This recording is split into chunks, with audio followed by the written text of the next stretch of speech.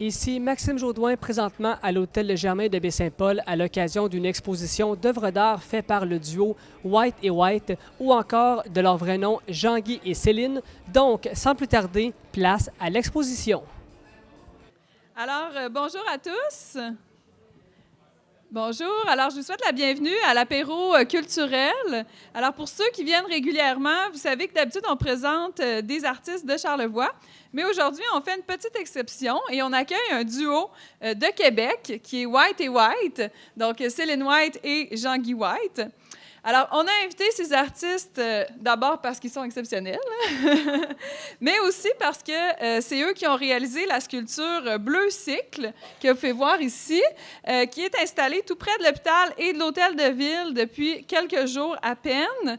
L'inauguration officielle, en fait, va se faire le 24 juin prochain à 10h30, donc vous êtes bien sûr invités. Alors, on s'est dit que c'était une belle occasion de rencontrer les artistes, de leur poser des questions, mais aussi d'en apprendre un peu plus sur leur technique de réalisation.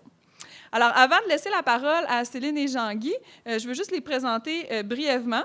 D'abord, c'est un frère et une sœur, hein? Alors, d'où leur nom, White et White. Ils sculptent en tandem, en fait, depuis plusieurs années. Et ensemble, ils ont présenté des expositions au Musée des beaux-arts du Mont-Saint-Hilaire, au Musée Pierre-Boucher et aussi au Musée d'art contemporain de Baie-Saint-Paul il y a quelques années. L'an dernier, ils ont réalisé l'imposante sculpture intitulée « André Mathieu, le concerto de Québec », qui est maintenant installée en permanence à Montréal.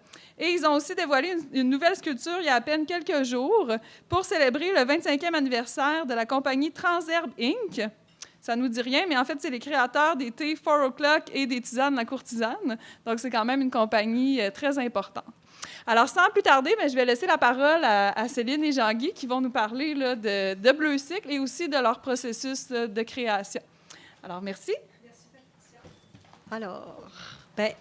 Alors, Patricia m'a présenté, j'allais me présenter, alors c'est fait. Merci.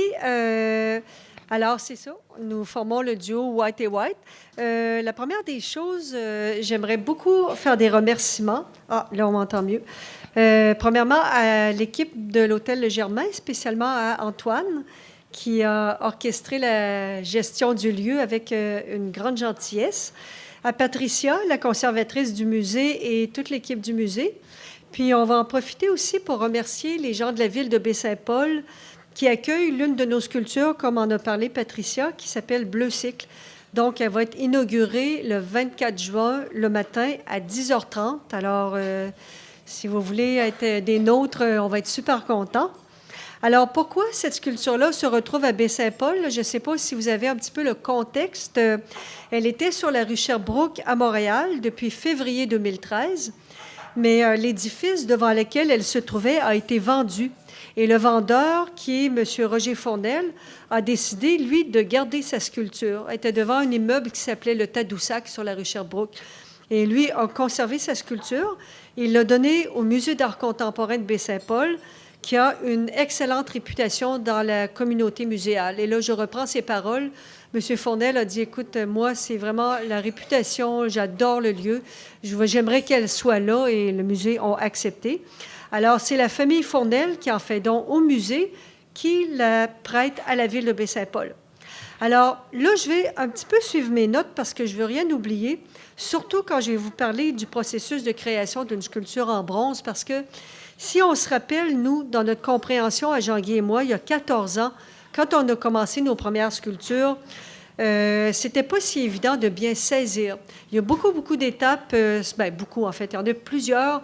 Quand on la sculpte et après qu'on prend le chemin de la fonderie, c'est quand même un processus.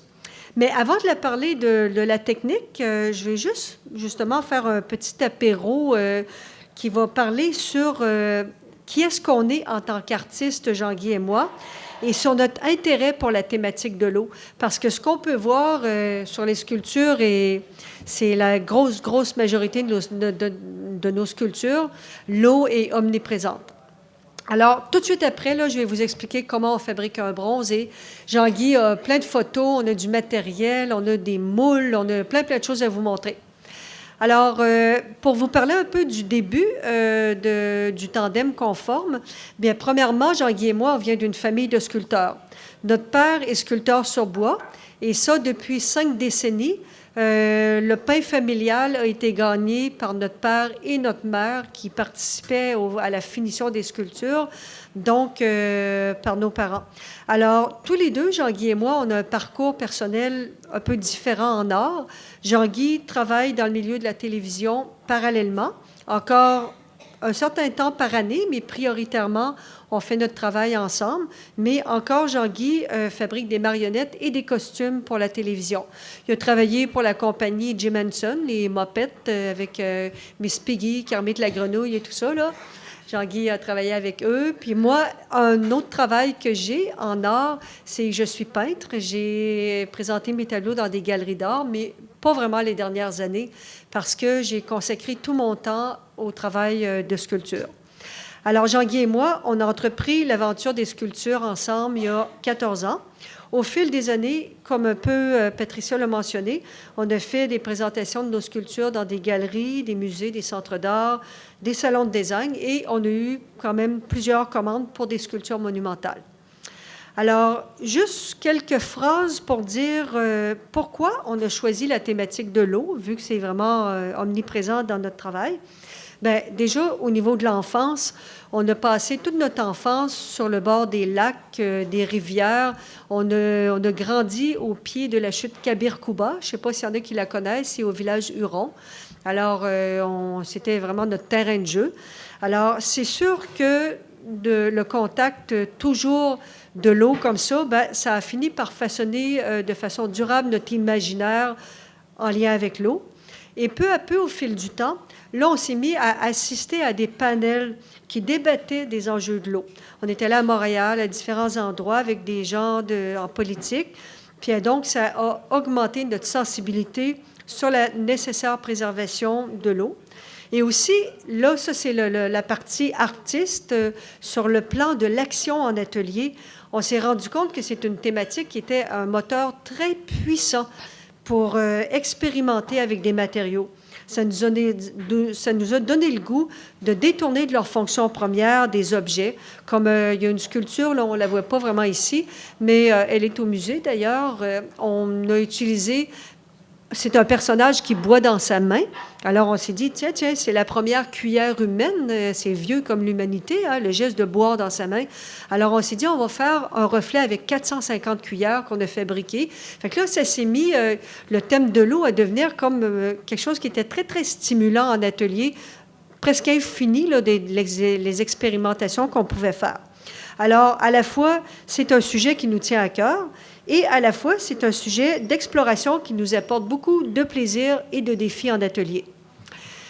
Là, on va dire la forme de l'eau. Dans la réalité, l'eau, ça a différentes formes et ça n'en a pas en même temps.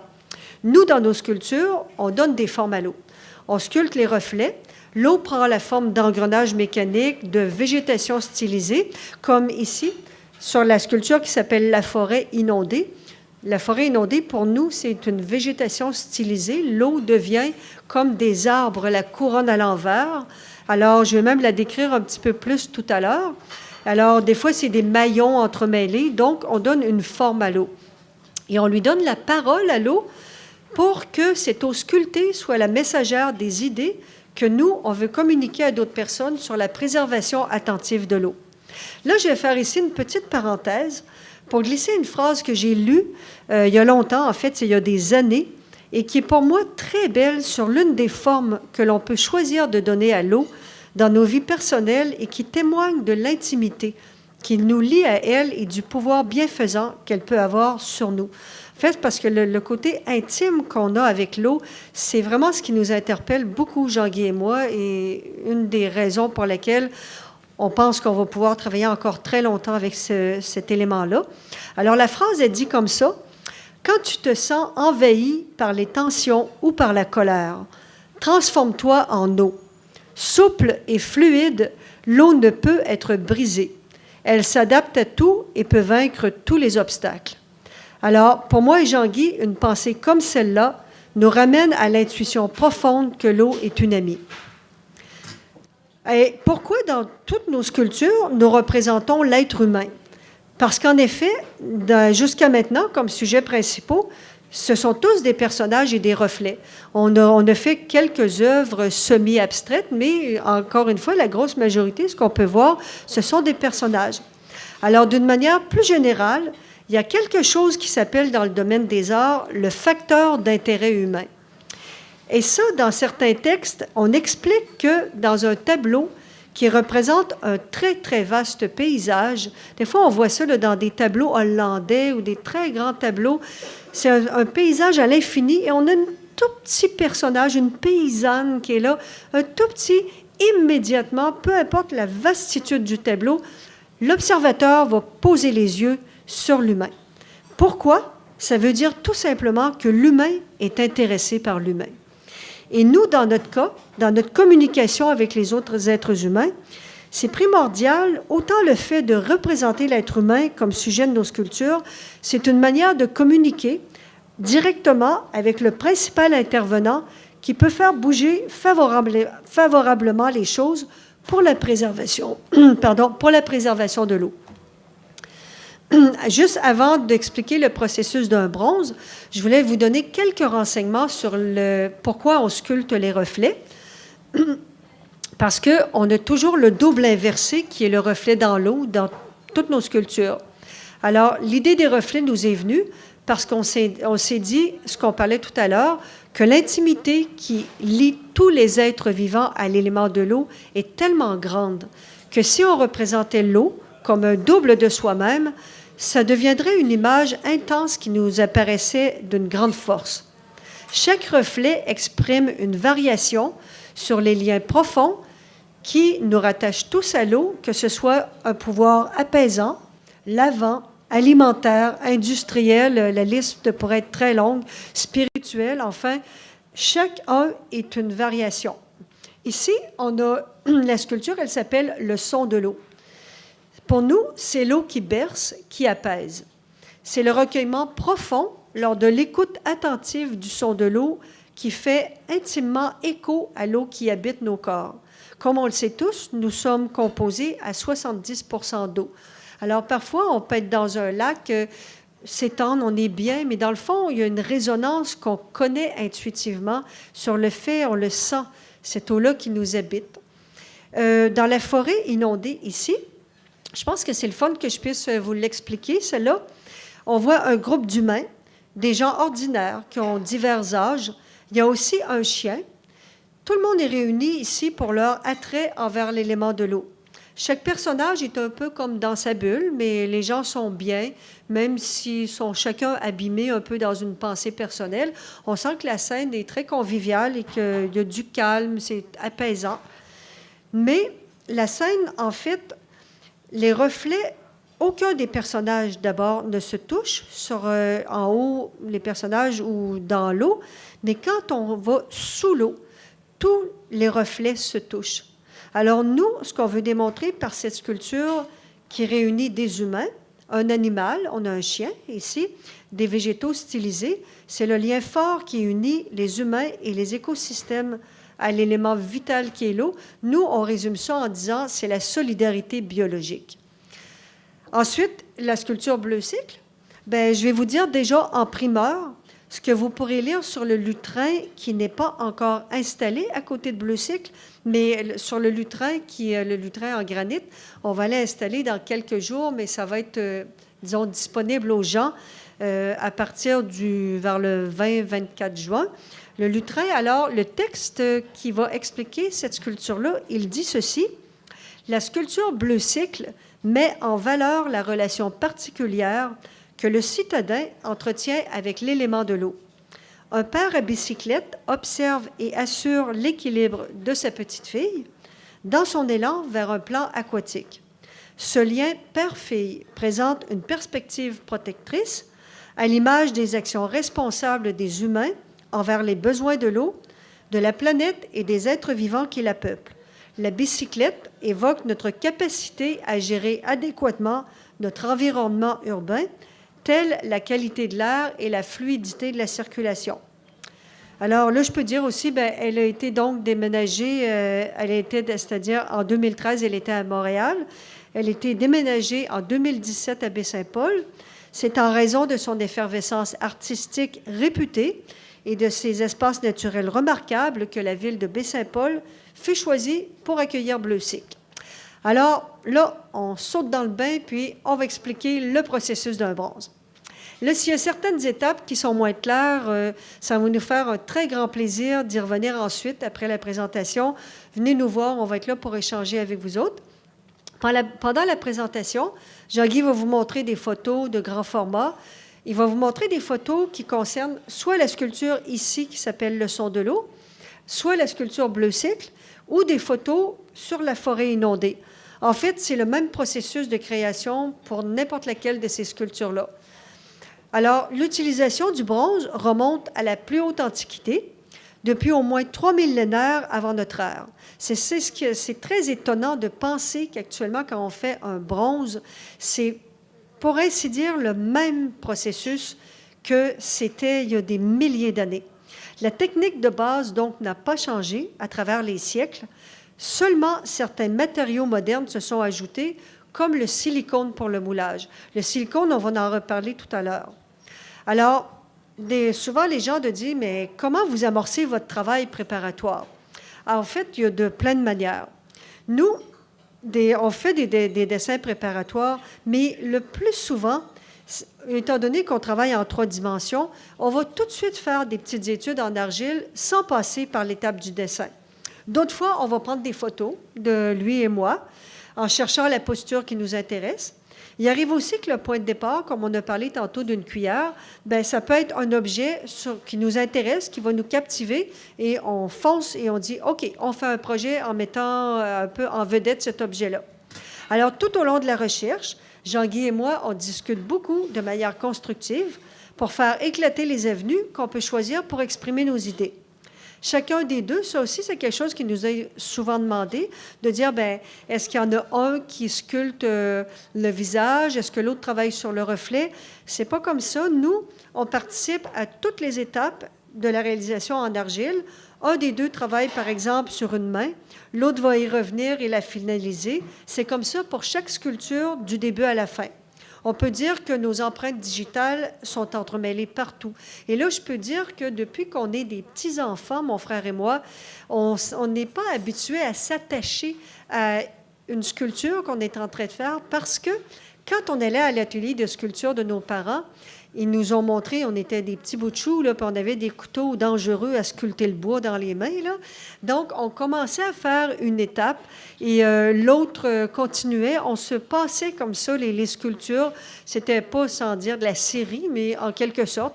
Alors, on a un petit peu ça comme second souffle, d'être habitué, de dire, bien, je travaille sur un projet et l'autre le travaille avec moi. Donc, c'est assez naturel. Et mon frère et moi, on est très conscients tous les deux que si on ne sculptait pas ensemble, chacun de notre côté, on ne réaliserait jamais des sculptures comme celle-ci. Elles sont le produit de notre association parce que tout se crée à deux, comme on le dit, du début à la fin. C'est comme si le tandem White et White, on était une personne à part entière. Ça ne veut pas dire que ni Jean-Guy ni moi, on ne va jamais sculpter chacun de notre côté en solo, mais c'est simplement que ça sera vraiment différent de ce type de représentation qui est le fruit de White et White. Alors, la première photo, Jean-Guy vous en montre une première. En fait, lorsqu'on est en atelier et qu'on commence à fabriquer la sculpture, la première étape, il faut construire une armature en métal. Pourquoi? Parce que dans le cas des sculptures de grand format, et ça s'applique aussi pour des sculptures plus petites, c'est pour s'assurer qu'en cours de travail, il n'y ait pas d'effondrement ou d'affaissement de la sculpture en argile. Là, il y a différents facteurs qui peuvent intervenir. Le poids total, des fois, il y a des poids extrêmement importants. La température chaude qui va ramollir l'argile ou la répartition déséquilibrée des masses dans une même sculpture. Alors, c'est vraiment nécessaire d'armaturer. Nous, comment on fait ça? On le voit d'ailleurs sur la photo. Quand on a bien décidé de notre sujet, de son format, comme on peut le voir, on utilise différents matériaux qui vont être soudés ensemble à la torche ou attachés avec des fils de métal pour créer une sorte de squelette en métal qui va ensuite recevoir par-dessus l'argile. Comme ça, on peut bouger les personnages en tous sens en cours de fabrication. C'est vraiment très solide. Alors, sur la photo, on va le reconnaître facilement. Ce sont les armatures de la sculpture Bleu Cycle, alors qui est là. Alors ici, on voit ce qui va devenir le personnage masculin, le père, et ce qui va devenir son reflet. Ici, on a un seul vélo qui est montré. Il est seulement amorcé. Le reflet de l'homme est d'abord sculpté à l'endroit. Il va être retourné à l'envers lorsqu'il va être beaucoup plus avancé. Là, Jean-Guy, tu fais-tu ta petite blague? Ben, voilà, il va être retourné à l'envers quand il va être beaucoup plus avancé. Alors ici, on voit des armatures en acier, des blocs de polystyrène. Le polystyrène, c'est une sorte de foam. On a mis du ruban collant par-dessus nos morceaux de foam pour éviter que les granules de foam se mélangent avec notre argile. Et on voit aussi, Jean-Guy va peut-être les montrer, plusieurs petites clés qui nous permettent de dévisser les parties de notre armature pour rapetisser ou allonger des segments si on désire le faire en cours de réalisation. Fait qu'on va dire, bien, pourquoi on peut rapetisser ou rallonger des bras ou tout ça? C'est que nous, on a comme principe, quand on travaille un personnage, même si on connaît les canons du corps humain, on appelle ça comme ça, c'est comme si on avait un peu une hauteur de 8 têtes dans un corps humain, puis qu'un bras, c'est supposé de mesurer à peu près tant. Si pour l'expressivité d'une sculpture en cours de travail, on a préparé nos armatures un peu en répondant aux canons du genre humain, mais si on décide qu'on n'aime pas ça et qu'on a entrepris l'argile, alors on rouvre un bras, on tourne une clé, on ragrandit nos armatures et l'affaire est dans le sac, on continue. Donc, c'est très flexible. On peut décider un peu comme, on ne se comparera pas à Michel-Ange, mais Michel-Ange, lui, faisait ça, de dire, il faisait de beaucoup plus gros les mains, tout ça. Alors, nous, on se permet, en gardant la sécurité des armatures pour pas qu'il y ait d'effondrement, de bouger puis de faire des grandes jambes, des grands bras, n'importe quoi. On sait qu'on peut le faire dès le départ. On a préparé nos armatures pour ça. Alors, d'ailleurs, sur une des tables, on a des photos qui nous montrent d'autres sortes d'armatures selon les projets. Si ça vous tente de venir les voir tantôt, on pourra vous donner d'autres détails. Alors, très souvent, par-dessus les armatures de métal, on installe des blocs de foam rigide avant de mettre l'argile. Alors ça, c'est surtout pour faire du remplissage des masses et ça contribue à alléger le poids parce que les couches successives d'argile, ça devient extrêmement lourd. Alors, quand on est prêt à entreprendre la sculpture proprement dite, on sort nos caisses d'argile. Là, ça serait les caisses de l'argile, les blocs. Alors, Jean-Guy va vous montrer un bloc d'argile. Ça, on les reçoit en caisse de 5 blocs. Chaque bloc pèse 10 livres, alors on reçoit des bonnes grosses caisses de 50 livres. Alors, nous, cette argile qu'on utilise, elle est synthétique. Elle vient de la Californie. C'est la fonderie d'or où est-ce qu'on va qui nous a fait découvrir cette argile. Alors, ce qui nous intéresse dans cette argile-là, c'est qu'elle ne sèche jamais, au contraire de l'argile naturelle. Et ça, c'est assez étonnant. Alors, on peut commencer de front plusieurs sculptures, les laisser de côté pendant des mois, même si on veut. Quand on revient, au bout de semaines, de mois, rien n'a changé, rien n'a séché. On peut reprendre le travail exactement où on l'avait laissé. Alors, cette argile-là, pourquoi elle ne sèche pas? Parce que c'est un mélange d'argile et de cire. Et les blocs d'argile, on va les découper, comme Jean-Guy vous montre, en copeaux. On met ces copeaux-là dans des sacs de plastique. On plonge tout ça dans l'eau chaude et là, on obtient une argile qui va être facile à pétrir et c'est à ce moment-là qu'on commence à façonner le personnage ou un autre sujet. Alors là, Jean-Guy va vous montrer des outils à sculpter. On travaille d'abord très longtemps avec seulement nos mains et des gros couteaux, mais quand on arrive aux détails, comme par exemple le visage des personnages, à ce moment-là, on a plusieurs petits outils qu'on utilise et qu'on trouve dans des magasins d'art spécialisés. Mais c'est assez souvent aussi qu'on va les fabriquer nous-mêmes, nos outils. Et Jean-Guy vous en montre d'ailleurs qu'il a déjà fabriqué lui-même pour répondre à des besoins. On est en cours de travail puis on n'est pas satisfait des outils qu'on a.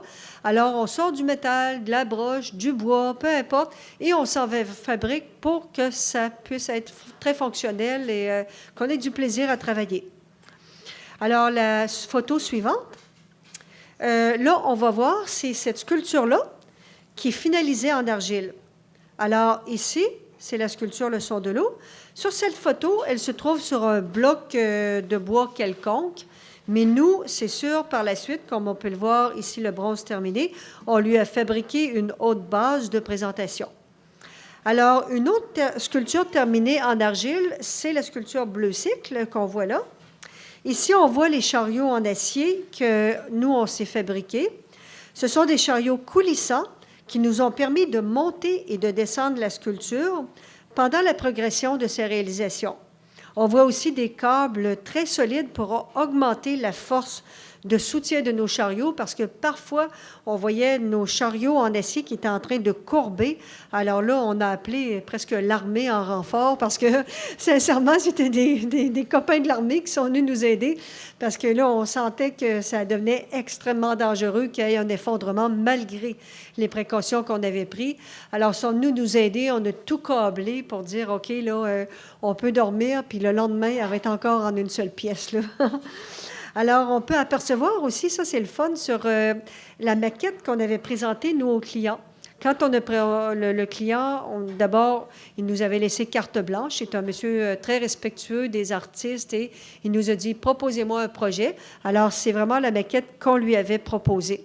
Alors, on l'a mis en rapport, puis on s'est mis sur la photo pour donner un rapport de proportion. Ça donne un peu l'échelle, comment quand même c'était un projet qui avait une certaine envergure. D'ailleurs, en parlant de l'argile, Jean-Guy, peut-être tu peux montrer une argile physiquement. On a une petite argile ici. Elle va d'ailleurs être sur la table tout à l'heure. Puis ça, si ça vous tente de venir la toucher, même pétrir des morceaux d'argile en copeaux qui sont dans le sac qu'on a montré tout à l'heure, bien, c'est une belle expérience tactile. C'est comme plutôt frais. Puis, ça peut rappeler, au fond, la pâte à modeler qu'on utilisait dans l'enfance, qui est celle-là, évidemment, d'une qualité différente, supérieure, mais c'est un peu comme ça. Fait que si vous voulez tantôt toucher et tout ça, vous êtes vraiment très invité à le faire. Alors, maintenant, dans le processus de création, l'argile est terminée, nos sculptures. Alors, on est prêt à prendre le chemin de la fonderie d'or pour toutes les autres étapes du processus de création. Nous, on fait couler nos sculptures en bronze et en aluminium à la fonderie d'or d'Inverness.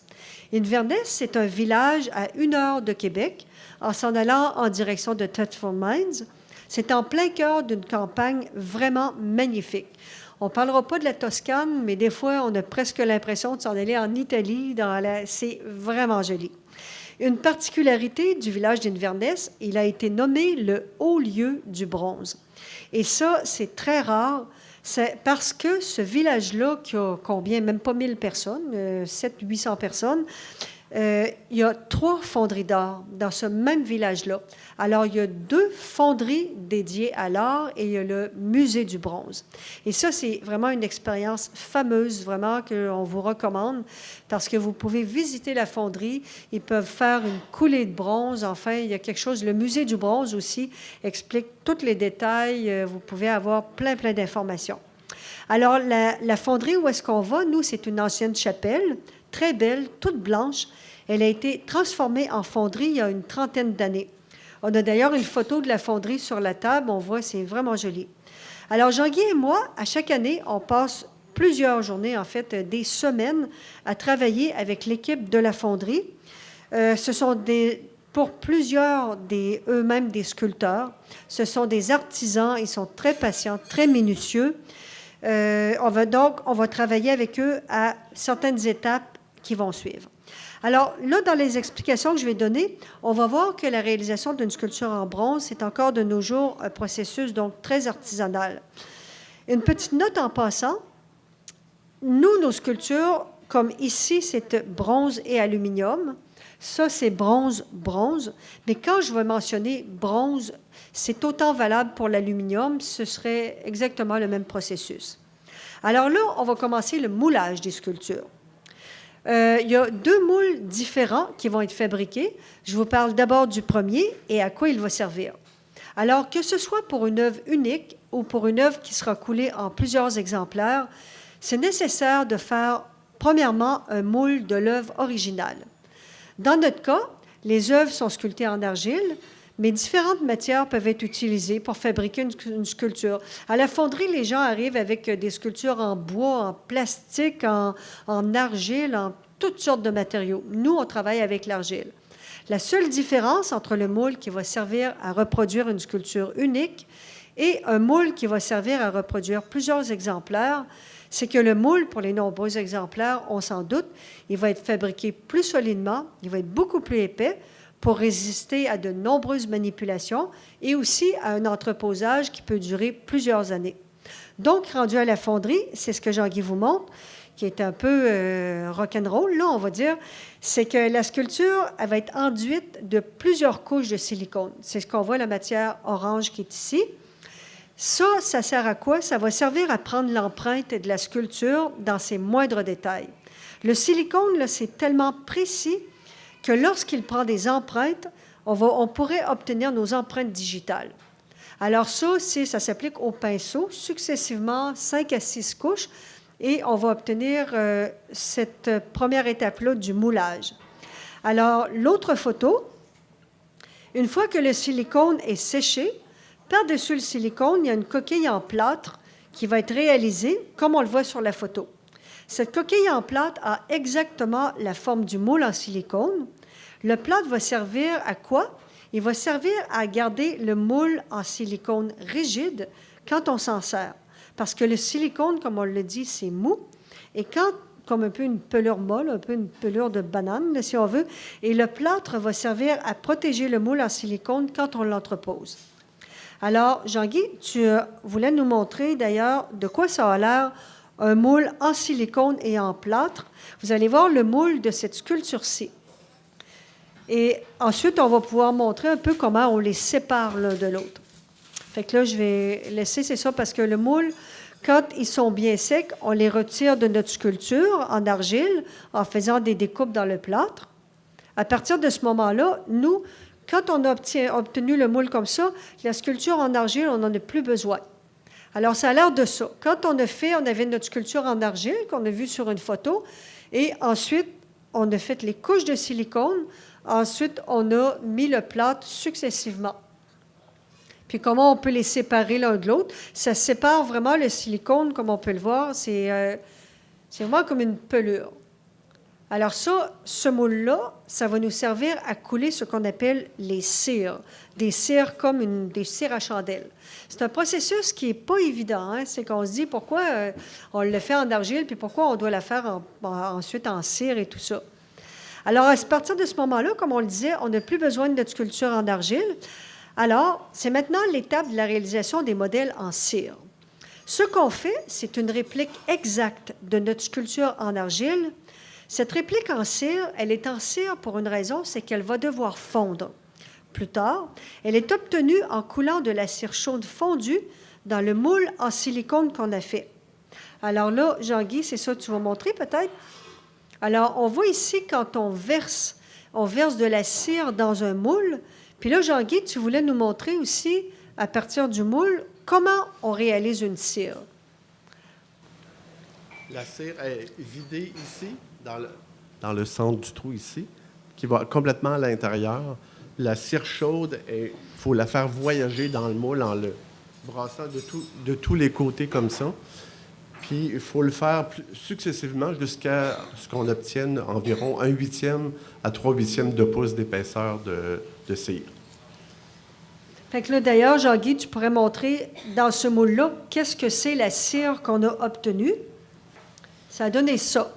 Alors là, nous, on l'a fait en argile, on a vu sur la photo, le moule a été fait, on a ça.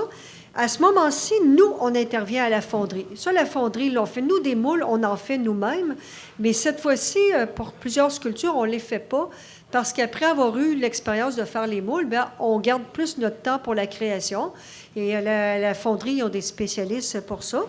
Alors, là, on intervient à la fonderie pour une chose, c'est que la cire, c'est très fragile, et c'est un matériau capricieux. Alors, il manque toujours dans la cire des petits morceaux de la sculpture. On dit que c'est précis, oui, mais étant donné que c'est fragile, il va y avoir un petit bout d'oreille qui va avoir cassé, un doigt qui va avoir un peu déformé. Il y a des bulles qui se sont formées. Alors ici, on va corriger, on appelle aller nous faire la correction des cires. Alors on travaille avec des outils comme celui que Jean-Guy vous montre. Ce sont des outils utilisés par les dentistes. C'est des petits outils en métal. Alors, on a la cire brune qui est là, qui est beaucoup plus molle que la cire dans laquelle est fait le sujet en cire. Et c'est une cire, donc, de correction. Partout où on voit qu'il y a eu un petit peu des joints en coulant et tout ça, alors nous, on va venir les remplir. S'il y a des doigts qui ont déformé, on va venir les mettre sous l'eau chaude.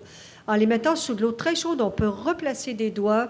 On va arranger des petites parties de paupières qui manquent, en fait, pour qu'elles soient vraiment très bien avant qu'on puisse ensuite l'amener dans la salle des trempages. Alors, souvent, les gens nous demandent pourquoi la sculpture est moulée en plusieurs morceaux. Parce que ça, le son de l'eau, on voit la sculpture, on séparait en 2 morceaux. Mais si je vous donne un exemple très simple, par exemple, moi, je voulais mouler mon oreille. Mais je ne peux pas mouler mon oreille et l'arrière de mon oreille en même temps. C'est que le moule, il ne peut pas tout prendre. Donc, déjà, en partant, j'ai besoin de 2 moules. Il y a un moule qui va mouler la face de mon oreille et un second moule qui va venir mouler la partie arrière de mon oreille. Alors, quand on a des personnages qui se tiennent avec des gestes comme ça, on ne pourrait pas dire on moule la main. Il faut mouler ça, on va mouler la partie ici, on va mouler une autre partie là. Alors, en suivant ce principe, quand on regarde la sculpture Bleu Cycle qui est ici en argile, alors on peut comprendre qu'elle a été moulée en 60 morceaux. C'était à la grandeur de la fonderie au sol et on a dû, nous, les réassembler pendant des semaines avec les soudeurs comme un casse-tête. Il y a une autre raison pourquoi on fait plusieurs moules comme ça, c'est qu'on y arrive tout de suite après au bassin de trempage. Et les bassins de trempage, ils ont une dimension précise. C'est à peu près grand comme mes mains écartées, là, comme ça. Donc, on ne peut pas mettre des pièces qui sont supérieures au format des bassins de trempage. Alors, une sculpture comme Bleu Cycle qui mesure au-delà de 11 pieds de haut, alors on est obligé de la découper pour qu'elle puisse être trempée, les morceaux les uns après les autres. Alors ici, tantôt on a dit on a besoin de faire 2 moules. Là, on a fait un premier qui nous a servi à obtenir une cire. Là, on commence à faire le 2e moule. Tantôt, on a fabriqué le moule en silicone et là, maintenant, celui-là, il va être en céramique qui va pouvoir, lorsqu'il va être cuit, recevoir le bronze brûlant. C'est ce qu'on veut obtenir au final, n'est-ce pas, si c'est un bronze. Alors, la réplique de notre sculpture originale en cire est amenée à la salle des trempages. Là, on commence le moule en céramique qui va nous donner la possibilité du bronze. Alors, Jean-Guy, tu peux montrer... c'est une partie de la salle des trempages. La salle des trempages, c'est grand, là. Alors, on voit un peu le bassin, là. Celui qu'on voit, bien, c'est ce que je vous montrais avec mes mains, là, qui est quand même un format, mettons, de mes bras écartés. Alors, à cet endroit, la cire va être trempée dans ce qu'on appelle une barbotine, qui est une céramique liquide. Il va y avoir 8 trempages successifs qui vont sécher l'un après l'autre sur plusieurs jours. Donc, on parle, c'est au moins 8 jours, parce que chacun des trempages, c'est comme ça. Au début, on a amené la cire se fait tremper là-dedans. Une journée, elle va sécher, et entre les moments où elle va être trempée dans la barbotine, après chaque trempage, là, on voit ici, c'est à l'envers parce que c'est la tête de Bleu Cycle, elle va être saupoudrée avec une silice. Donc, la silice, ça ressemble à un sable blanc qui est très fin. Et à la fin des 8 trempages, là, on va obtenir notre coquille rigide qui va devenir ce qu'on a appelé le moule en céramique. Alors, à cette étape-ci, la cire qu'on avait apportée à la salle des trempages, elle est toujours à l'intérieur du moule. Au début, à l'étape du moulage, on avait le plâtre et le silicone. On a le moule en céramique. Maintenant, c'est le temps de la faire fondre, la cire qui est à l'intérieur du moule, parce qu'on va vouloir remplacer la cire par du bronze. Alors, Jean-Guy, ce qu'il vous montre ici, c'est la céramique leçon de l'eau, c'est la céramique de celle-ci. Elle va être placée à l'intérieur d'un appareil qui s'appelle un autoclave. L'autoclave, c'est un appareil, en fait, juste avant, il y a une grosse porte en acier qui est refermée. L'autoclave est mis en marche. Alors, nous, on a glissé la céramique à l'intérieur. Et là, l'autoclave va produire une vapeur très, très chaude. Et c'est sous la pression de cette vapeur-là que la cire à l'intérieur du moule va fondre complètement. Alors là, notre moule va être vide. Chaque moule en céramique, maintenant vidé de sa cire, va être cuit dans un four spécial. Là, on a une petite photo de ce moule-là qui est sur la table, qui va le rendre très dur et très solide. Parce que si les moules en céramique n'étaient pas cuits au four, ils ne pourraient jamais recevoir le bronze bouillant. Ils éclateraient aussitôt. Et sans la cuisson, ça ne fonctionnerait pas. Alors, ils sont cuits au four toute une journée, environ 8 à 10 heures. Ensuite, là, on arrive à la coulée. En fait, c'est juste avant la coulée. Les moules cuits en céramique sont prêts à recevoir le bronze. Le bronze qui est destiné à la fonderie a la forme de lingots. Ces lingots sont déposés dans le creuset où est-ce qu'ils vont fondre jusqu'à ce que le bronze atteigne la température de 1130 degrés Celsius ou 2066 degrés Fahrenheit. Alors, sur la photo, on voit le four pour le bronze qui commence à chauffer, la flamme verte qui commence, et en arrière du creuset, on voit les lingots de bronze. Alors, les moules sont encore chauds, sortis du four, sont insérés dans des bassins en métal qui sont remplis de sable, ce qui permet aux moules de rester en place pendant la coulée du bronze qui s'en vient. Alors là, ça, c'est le moment qui commence à être crucial. Avant de couler le bronze, le fondeur et son assistant, ils vont se prémunir de la chaleur extrême et des éclaboussures brûlantes en portant des vêtements, des vêtements d'amiante, de protection, comme on peut le voir ici.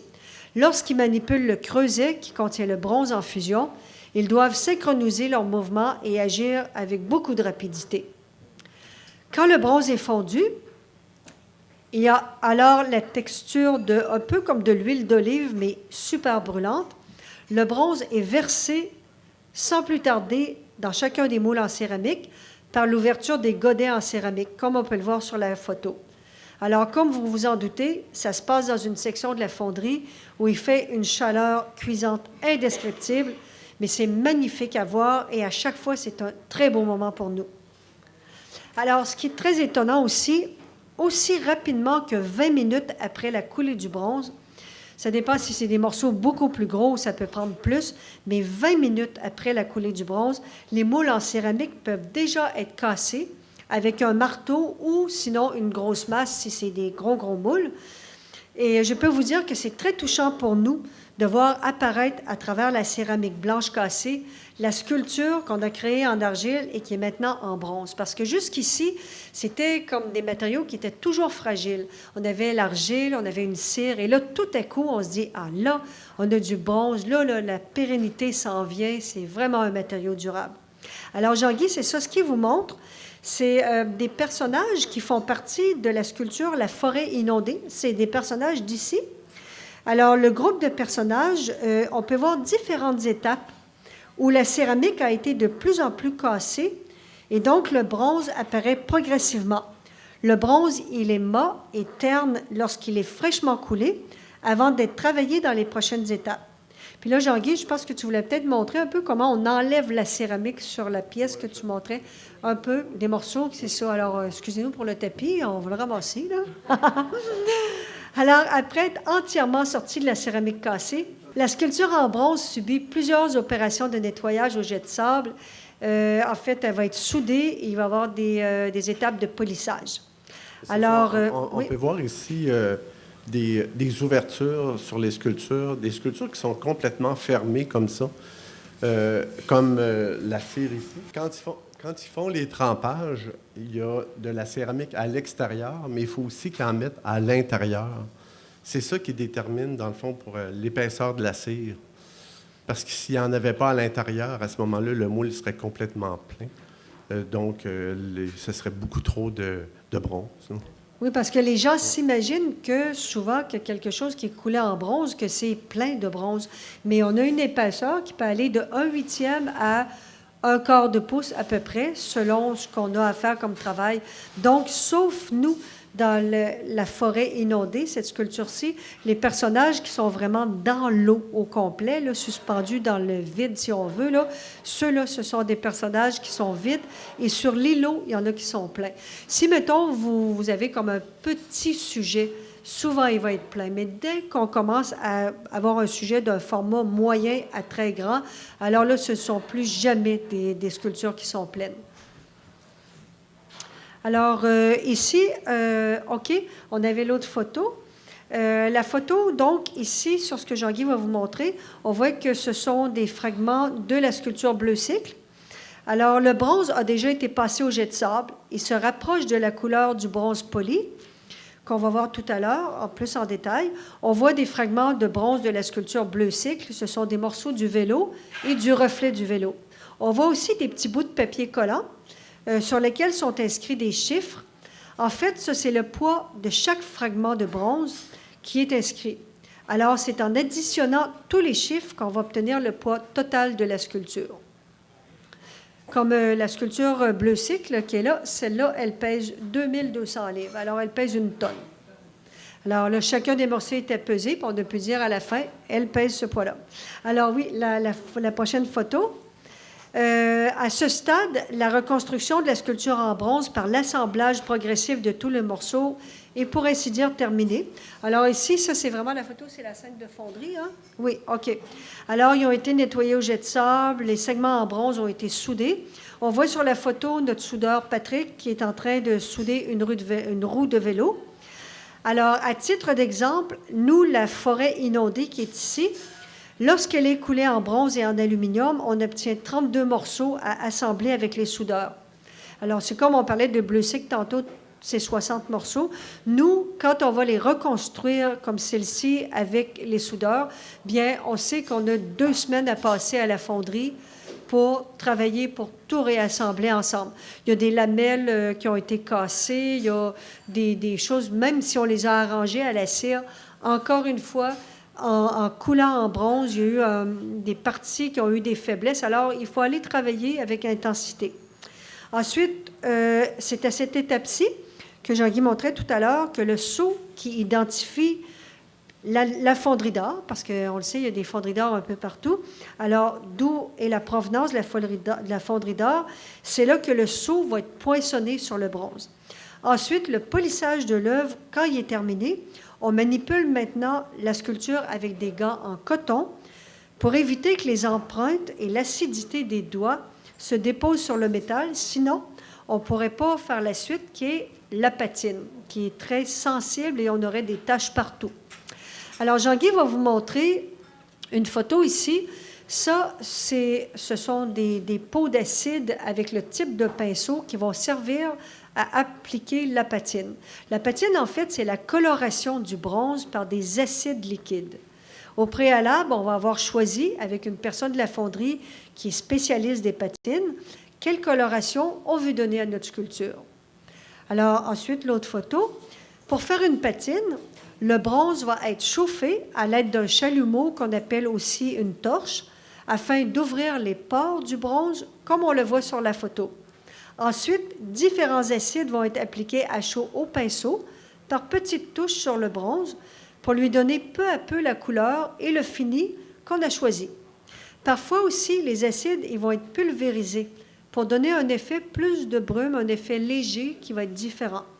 La personne qui réalise la patine nous consulte tout le temps. Nous autres, on assiste à tout ça pour connaître la direction à prendre tout au long de l'étape. On va lui dire, bien, on va aller voir plus foncé, on aimerait avoir un ton plus orangé. Alors, on va travailler avec les acides. Elle les applique, elle est spécialisée, mais nous, on assiste à ça en même temps, puis on donne un petit peu des directions. Alors, à la suite de l'étape de la patine, 2 couches de cire de protection vont être appliquées pour sceller le bronze et la patine. Alors maintenant, la sculpture est terminée. On peut ensuite faire un montage de la sculpture sur une base en pierre, en granit, en marbre, en ardoise. En fait, il y a plein de possibilités. C'est selon ce que les personnes aiment. Puis un dernier point que j'aurais aimé parler brièvement, parce que ça, souvent, les gens aiment le savoir, c'est le principe de l'édition.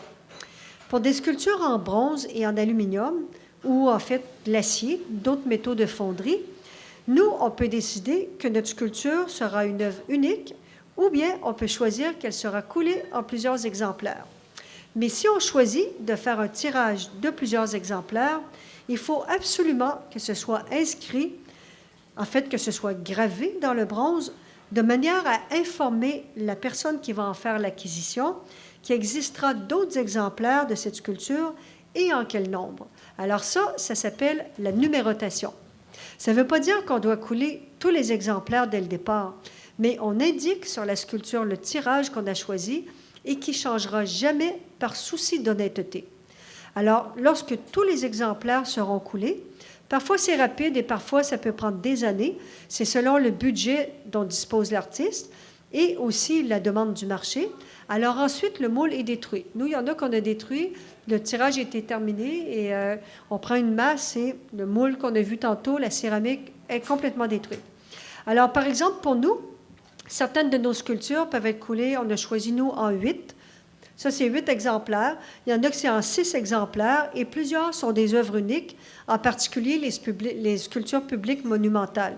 Alors, pour les éditions de 8 sculptures, on grave dans le bronze le chiffre 1, suivi d'une barre oblique, et ensuite le chiffre 8, ce qui indique que c'est l'exemplaire 1 sur 8. Alors, on fait pareil pour le 2 sur 8, jusqu'au dernier qui va être gravé 8 sur 8. Le tirage, c'est-à-dire le nombre d'exemplaires, c'est un choix qui appartient à chaque artiste. Mais on dit souvent que 12 exemplaires et moins, ça crée une rareté qui va davantage intéresser les collectionneurs. Alors, il existe aussi, pour les tirages multiples, la possibilité de faire couler en nombre limité, ce qu'on appelle les épreuves d'artistes. Alors ça, nous, on a un tirage de 8, 1 sur 8 jusqu'à 8 sur 8, mais on peut faire couler les épreuves d'artistes qui sont identifiées cette fois par les lettres A et E, qui sont les premières lettres des mots épreuve et artiste, donc EA, suivies cette fois-ci d'un chiffre romain. Par exemple, pour une édition de 8 exemplaires, l'artiste, on a le droit de faire couler 4 épreuves d'artistes au maximum. La forêt inondée, celle-ci, on a le droit d'en faire couler, c'est une épreuve de 6 exemplaires, on a le droit d'en faire couler 3 épreuves d'artistes au maximum. Nous, on en a vendu 5 de celles-ci. Il nous en reste une sur le marché, plus les 3 épreuves d'artistes qu'on va avoir. Ici, on en a vendu 7 sur 8. Il en reste une, donc on a le droit encore à 4 épreuves d'artistes. Alors, ces épreuves d'artistes, ils indiquent quoi? Ils indiquent que l'édition régulière a connu un succès, qu'il reste quelques exemplaires disponibles à la vente, et parfois, l'artiste va décider de garder pour lui ces exemplaires qui vont prendre de la valeur au fil du temps. Alors, en terminant, ce qui doit être gravé sur une sculpture en bronze qui authentifie sa qualité d'œuvre d'art, la signature de l'artiste, la numérotation, le sceau de la fonderie, et certains inscrivent aussi, ce qui est intéressant, l'année de la réalisation. Alors, on espère que la présentation vous a intéressé. Merci beaucoup de votre écoute. On va être heureux de vous rencontrer si vous voulez venir échanger avec nous. Alors, une très belle soirée à vous toutes et à vous tous, et merci beaucoup. Céline et Jean-Guy, le duo, qu'on peut dire White et White, pour une belle exposition qu'on a pu voir il y a quelques minutes. Et on a pu voir, bon, dans vos œuvres qu'on a vues durant la petite conférence, que vous avez des standards. Hein? On a pu voir des statues qui se ressemblent. Donc, on peut comprendre que vous avez des standards de production, j'imagine, là-dedans. Oui, absolument. Oui, bien, en fait, on va dire la grosse majorité de nos sculptures, ce sont des sculptures qui représentent des personnages et leurs reflets. Alors, leur reflet dans l'eau, parce qu'on s'est un peu donné comme mission, nous, comme sculpteurs, à la fois parce que la thématique de l'eau nous intéresse sur le plan, les enjeux de l'eau nous intéressent, et aussi parce que c'est un puissant moteur en atelier, en travaillant pour expérimenter, de détourner leur fonction première des objets, d'expérimenter, de vivre plein de défis. Alors, l'eau est très important pour nous on va dire comme sujet, mais aussi c'est que le fil d'Ariane s'est créé parce que toute notre enfance, on a grandi près des plans d'eau, des lacs, des rivières. On était au pied de la chute Kabirkouba, qui fait partie du village des Hurons, juste à côté. Oui, c'est ça, le village de Wendake, près de Québec. Alors, c'était notre terrain de jeu, pour ainsi dire. Alors, le fait d'avoir grandi aux abords et d'avoir joué, pour ainsi dire, dans les flots, ça nous a beaucoup interpellés. Mais ensuite, de façon plus engagée, on s'est inscrit à la coalition Au Secours, à la coalition One Drop. On a assisté à des panels avec des gens du gouvernement où étaient débattus de façon pointue les enjeux de l'eau. On continue d'ailleurs à faire cette démarche-là. Alors, ça nous a énormément sensibilisés sur la précarité de l'élément de l'eau. Alors, on s'est dit, tiens, nous, dans nos sculptures, on va exprimer différentes variations qui unissent, c'est l'intimité qui nous unit tous, les humains, à l'élément de l'eau et qui parle de la solidarité biologique. On peut voir également que le mot « eau » revient souvent. C'est un thème puissant, je pense, dans vos œuvres, mais aussi, là, on voit que le mot ne date pas d'hier. Ça fait longtemps qu'on exploite, ça fait longtemps que l'eau fait partie de vos vies, finalement. Bien oui, absolument. Depuis l'enfance. On allait, quand c'était véritablement, j'utilisais tantôt le mot « le terrain de jeu », mais c'est vraiment le cas. On a passé nos soirées, nos fins de semaine, on avait un chalet, nos parents nous voyaient que dans l'eau tout le temps. On était une famille aussi de nageurs. On a tous passé, on était gardiens de piscine. On a vraiment, l'eau nous a habités, vraiment, de tout petit, puis ça continue maintenant. Là, comme on peut voir en arrière-plan rapidement, on a des œuvres, des œuvres sur tableau, mais on avait aussi des œuvres, des objets que vous avez présentés tantôt. Et il y a certains objets qu'on pouvait décomposer, si je peux dire. Ça c'est voulu dans l'œuvre comme telle. Oui, parce que ça fait partie du processus de création. Le processus de création des bronzes, on dit bronze ou aluminium parce que nous, on travaille avec ces deux métaux-là. Alors oui, quand on les décomposait tout à l'heure, c'est qu'on était dans une étape qui parle du moulage. Alors dans un processus de création d'un bronze, on va devoir fabriquer deux moules différents. Un premier qui va servir à faire une réplique en cire et le second va être le moule en céramique qui va nous permettre de couler le bronze en fusion dans un moule apte et qui n'éclatera pas. Alors, ce qu'on démanchait un peu tout à l'heure, c'était le silicone et le plâtre, en effet. Combien de temps ça prend pour faire les œuvres comme telles? Et là, je parle du point A au produit final. On parle de mois, de semaines. Comment est-ce qu'on voit ça? En fait, ça dépend évidemment de l'envergure de l'œuvre. Quand c'est un petit sujet, on peut penser en termes de quelques semaines, mais la plupart du temps, nous, dans nos sculptures, on parle de plusieurs mois et parfois, ça peut aller d'1 année à 1 année et demie pour les projets monumentaux, comme la sculpture d'ailleurs qui va être inaugurée ici, donc Bleu Cycle à Baie-Saint-Paul le 24 juin. C'est une sculpture qui mesure dépassé 11 pieds de hauteur. Alors ça, on a consacré une grosse année à cette sculpture-là à partir du moment où on a pensé à l'idée et où elle a été installée. Maintenant, j'aimerais savoir également, est-ce que vous avez une sculpture ou un objet que vous préférez des autres au niveau de la composition, de la texture, au niveau de la fabrication? Est-ce qu'il y en a un qui ressort plus du lot ou si on les aime tous égales? Bon, on les aime pas mal tous égales, mais on a peut-être une sculpture un petit peu plus fétiche, qu'on dirait, qui est la forêt inondée. C'est une sculpture qui nous touche particulièrement. Puis que je trouve que aussi, on a beaucoup de commentaires de gens qui trouvent ça un peu extraordinaire comme travail. Puis on en est extrêmement fiers d'ailleurs.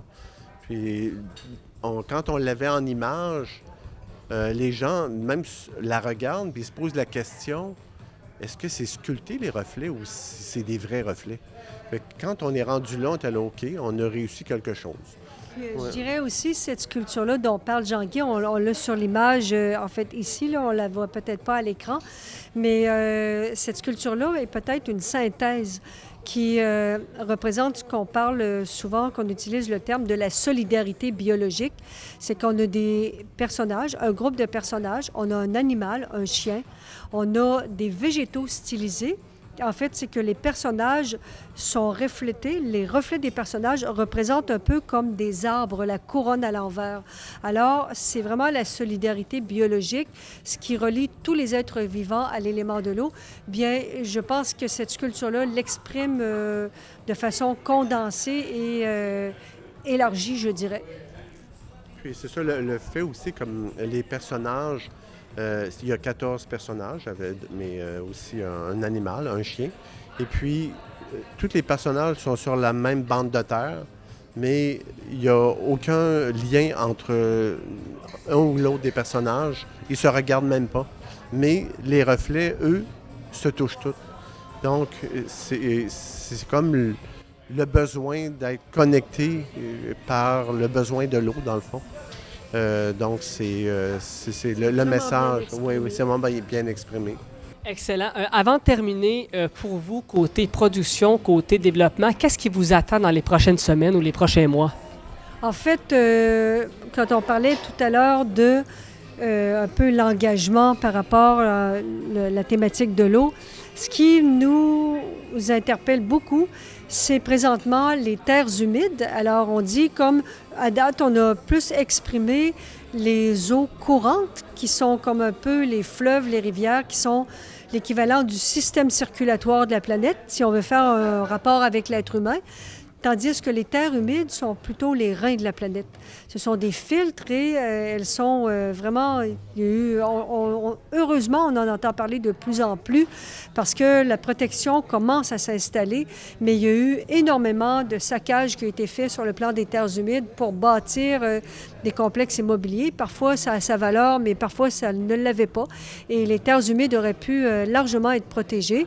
Alors, ce sont les reins de la planète, comme je viens de le mentionner. Et si on pense comme en Europe, qu'il y a eu une grosse partie aussi des terres humides qui ont été démolies, et ils en ont recréé artificiellement en se rendant compte qu'ils rendaient un service extraordinaire et que les gouvernements ont été prêts à réinjecter des sommes d'argent énormes pour en refaire des terres humides artificielles, en fait, alors qu'ils ont été défaits. Alors, c'est de dire, il y a vraiment quelque chose là, en tout cas, à toucher. S'ils sont touchés, il faut que ça soit avec une grande conscience et avec une grande réflexion. Alors, ça, c'est un point.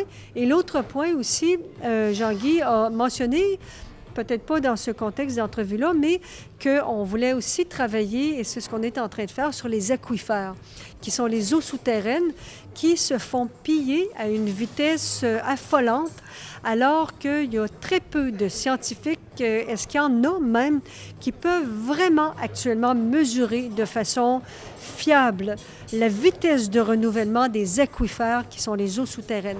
Alors, c'est difficile de penser qu'on peut piller ces eaux-là en ne sachant pas à quel débit l'eau entre alors qu'on la sort à plein débit. Alors ça, c'est un sujet qui vient nous chercher beaucoup et sur lequel on travaille actuellement.